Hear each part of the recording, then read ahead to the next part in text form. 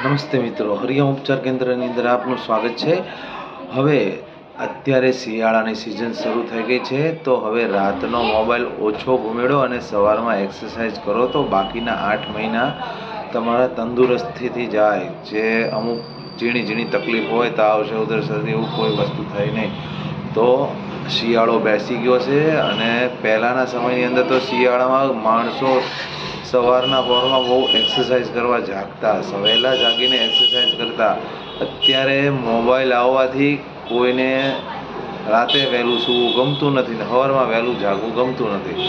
જો જાગત હે સો પાવત હે, એટલે સવારમાં વહેલા ઉઠો, એક્સરસાઇઝ કરો। ન ખબર પડે તો આગામી દિવસોમાં આમાં કસરત મેકવામાં આવશે। જે લોકોને કસરતમાં કાંઈ ખબર પડતી નથી કે શિયાળામાં કઈ રીતે કસરત કરવી, શું કરવું, એ કસરત આગામી વિડીયોમાં તમને મળશે। હરિઓમ।